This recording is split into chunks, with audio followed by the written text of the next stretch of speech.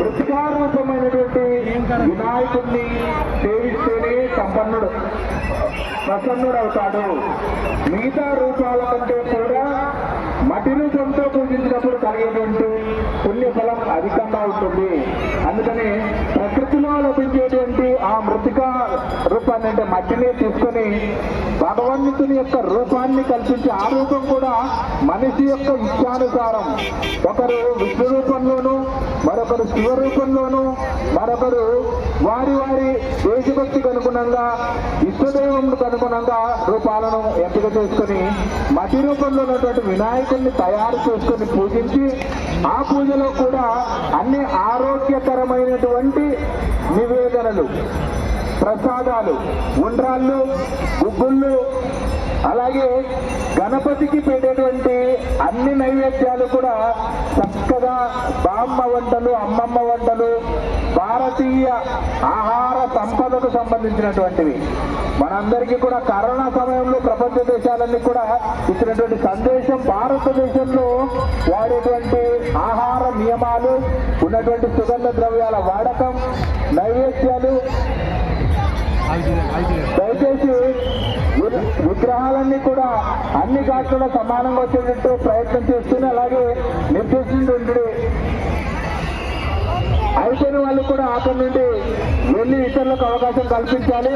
ప్రధానమైనటువంటి ఘాట్ పైన ఉన్నటువంటి వ్యక్తులందరూ, తెప్ప పైన ఉన్నటువంటి వ్యక్తులందరూ కూడా బయటికి రావాలి.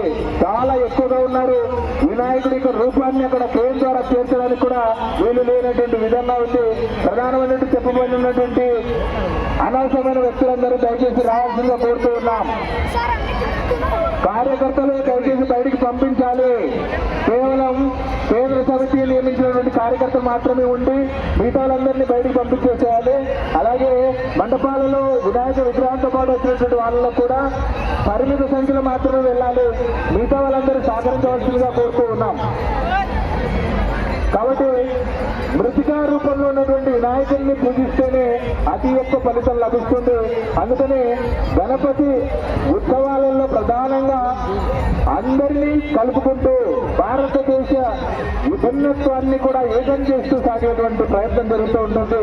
అలాగే ప్రకృతిని ఆరాధిస్తూ ప్రకృతి ఒడిలోనే దేవుణ్ణి నిమజ్జనం చేసేటువంటి మహోన్నతమైనటువంటి సందేశం ఈ సందర్భంగా అందరం తీసుకోవాల్సినటువంటి అవసరం ఉంది. దీన్ని గమనించవలసిందిగా కోరుతూ తర్వాత వాక్యాన్ని రామకృష్ణ గారు కొనసాగిస్తారు. అయ్యా, ఇక్కడ క్రౌడ్ చాలా ఎక్కువగా ఉంది. ఈ విగ్రహాలు వచ్చే దారిలో క్రౌడ్ ఎక్కువగా ఉంది. వాళ్ళకి నుంచి తొలగిపోవాలి. వాహనాలు ఎలా వస్తాయి, ఎలా పోతాయి ఆలోచించండి. అక్కడ ఉన్న కార్యకర్తల ముందు క్రౌడ్ ను తొలగించండి. పోలీస్ సమ్మెలు అక్కడ ఉండి క్రౌడ్ ను తొలగించండి. ఆ క్రౌడ్ ను తొలగించండి. అదే రకంగా ఈ పెట్టే చెత్త మీద ఉన్నారు. ఎవరైతే కార్యకర్తలుగా ఉన్నారో వాళ్ళు మాత్రమే ఉన్నారు. కార్యకర్తలే గమనించండి. మిగతా వాళ్ళని పంపించండి. మీరే స్వచ్ఛందంగా కార్యకర్తలే స్వచ్ఛందంగా మిగతా వాళ్ళని పంపించండి. అక్కడి నుంచి ఎంతమంది ఉంటారో అంతకంటే ఎక్కువగా ఉన్నారు. గమనించాలి. ప్రమాదానికి కారణమవుతుంది. ప్రమాదానికి కారణమవుతుంది. పరిమితికి మించి సంఖ్య చెత్త మీద ఉండదు. దయచేసి చెప్తున్నాను, అర్థం చేసుకోండి. కార్యకర్తలు తెలుగు వాళ్ళు ఎక్కువ ఉన్నారనుకున్నారు. అక్కడ మీతో చెప్పి పంపించండి. అక్కడి నుంచి అయ్యా చెప్పి పంపించండి. అక్కడ అవసరమైతే ఇక్కడి నుంచి వారి వెళ్ళి వాళ్ళు బయటికి తీసుకురండి.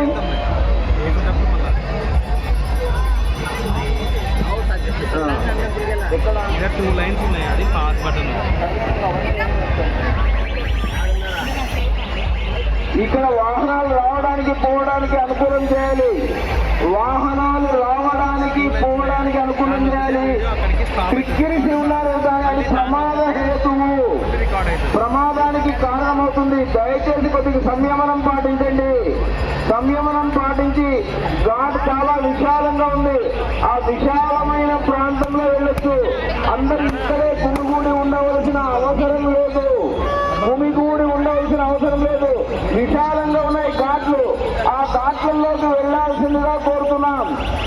ఒకటే చోట ఉండొద్దు. దయచేసి ఆ బారికేళ్ల మీద వాలొద్దు. బారికేళ్ల మీద వాళ్తే కరెంట్ కరెంటు ప్రవహిస్తుంది, ప్రమాదానికి కారణమవుతుంది.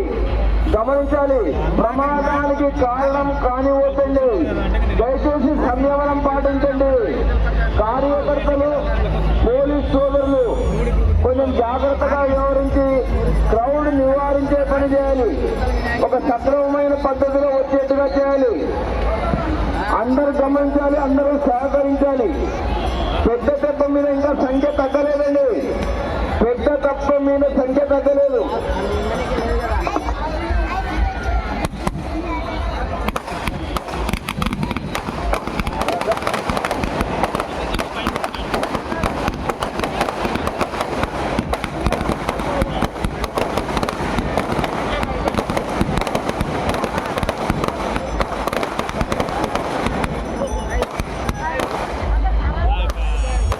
పెద్దతెప్పపై వినాయకుడి యొక్క నిమజ్జనాన్ని కేవీ బ్రదర్స్ వారు పాల్గొంటూ ఉన్నారు.